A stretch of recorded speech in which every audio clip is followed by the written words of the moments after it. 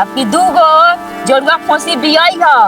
नाक के नथिया, कान के झुमका, पाँव के पायल बनवाए के बा। तोरे भरोसा बानी। जा चर जा जा अब चरे जा।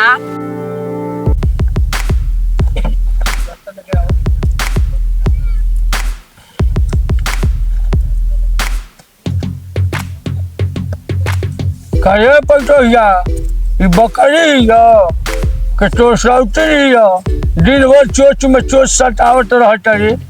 एक लोटा पानी दे के नसीब नहीं के हो। अई गोल हमारे इतना पियासा हैं। बाबूजी ई तो बकरी ही है। ई तो बोलबो ना करे दे। बकरी के दूध पीला से लोग कहेला दिमाग तेज हो। तो दिन भर बैठल बैठल सुरती खा के थूक के भर तनी के फेंकी साफ करी राउना ना। अरे हमरा के का करते तो भागला गई में दारू पिए त घूमे तो ओकरा कहिए तो ना के साफ करियन। आवत है ओको सारे को और साफ करिए हमरा कटरू। अरे झेल मत बोल तोरो के बकरी ने खुटवा में बांध दे। अच्छा ढेर बोलता नहीं तनी बानो ना हम ना बांधवा अपन बेटा के ना कहेला पी पी के घूमत आ तो। अरे तो उस घर में कुकुर या घूमत पी के कहीं झिमलाई तरहनिया तोरे सिखावल कि लोग के सिखावल ह। अरे हमारे शिकार जब से तो आइलू तब से वो सारे के बिगाड़ रहे। अब ये तो हमारे रह गई बा कमारा ने पटोहियो हमारे के बोरा छिया। जा जा ए बकरी जाएगा उ बुढ़वा के फेर में मत पड़। भाई रे हाँ पटनो काला सूखे पापड़ हो गए पापड़ है जोन पेट बन एमे चूहा ना हाथी कूदता हाथी।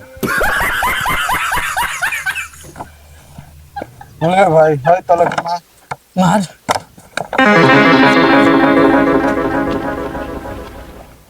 हे भाई सब फेंक भी लगे सब जना मिल के पिए के हम के। अरे यार पिए ना दे ठीक से दे। अरे दे यार यही ना सब जना पी ले। ऐसा तू भाई बाड़े यार तू हे पिए के बा सुन एक बात बताओ तू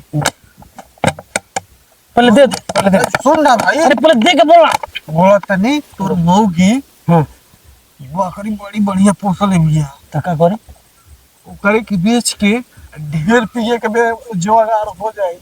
बेच के हां नो यार बड़ी प्यार कर ले बकरी से हमार मेहरारू हमरा से बेच हां एकरो से ना एकरा से ना दिन 1 किलो मार दिन 1 किलो भाई सब यार पियल जाई। अब दारू खातिर मेहरारू के बकरी बेचे पड़ी बेचे ही के पड़ी बेचवा देबे ना ब्रांडेड पुल्ला है तो बेचना पड़ेगा। बेचवा देबे ना। हाँ बेचवा देंगे। यही बात है सही कर दारू कहाँ गए मेहरारू के बकरी कौन चीज बहुत बढ़िया रहा खराब जो हाँ एकरा बाद बकरी के पैसा से पाटे हमारे आ जाइए भाई कहाँ ए जा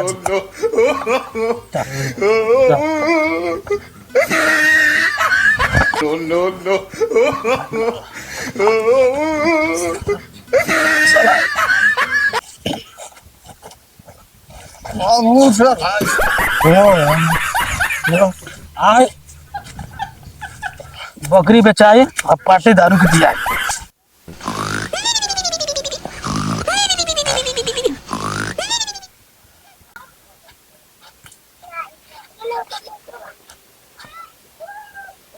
लगा था मेरा दारू मासूम कर दिया।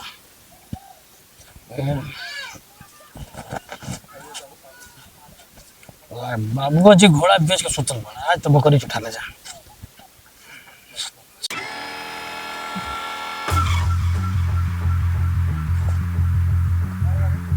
लगा था सुत गया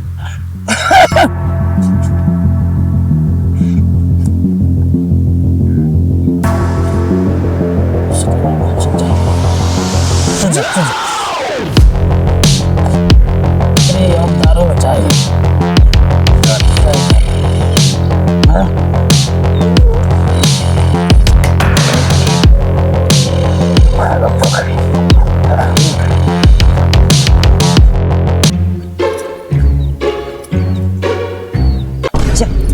बकरिया का हो गई बाबूजी अरे बुढ़ऊ बकरिया का हो गई? अरे का अरे पटल का क्वार्टर रे। बकरी खूटा में होइले नहीं खे। अरे तो हमरा का पता, हम तो देखत रहनी हो सपना के तोर विदाई हो गई। काठी का विदाई? अरे हम ही देखत रहनी कि ते हमरा घर से चल गई, खुश हो गई।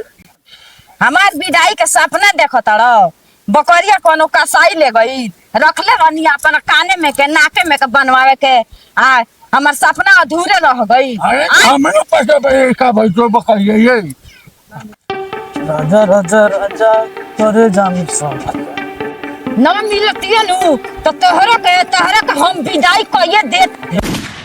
अरे बाबूजी हो हाँ का बोलो? अरे सर उधार कहाँ घूमत रहे थे? कहाँ घूमत तनी? घूमत रहे सर सर बकरी भैया भी तोर मौगी के बकरी। तारा घूमत बुझात नहीं। अरे सर कहाँ रहत रहे थे? कहाँ दिन भर न पैसा रहते, कहाँ रहत रहे? कहाँ? बाल छोड़ा सैलून में 200 रुपया लगेला। अरे बताइए यार देख देख सारे का दिल्ली देख। ए बुढ़ऊ आई जानता छोड़ी रह हटी। ए पियाकरा हाँ? हमार बकरी बेच के आ सारा पी गइलो।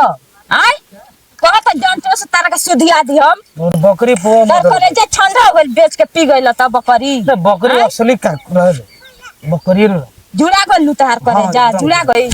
तोरा नहीं के पता बियर 4 गो हां 5 गो चुआ झील हां सारा आज हिलत है। लफन के संगे संगे रह के पिया तर मन का त करे जे हिक दी तार खाली लफुआ भइल जात अरे जा नहीं का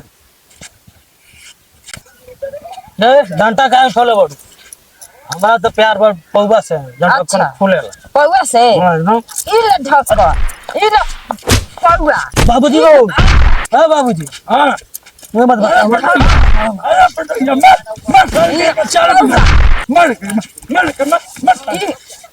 ई क्या हो या था आई बोतल चढ़ा तड़ा बोतल तू ई ढक्कन ई पौवा। अच्छा जाए पटो जाए हाँ हटी बुढ़ाऊ हटी। ए बाबूजी हाँ? आगे बचा तू ही मन बढ़ाइले बाड़ा। अरे हमरा के तू मन बढ़ाइले बाड़ा।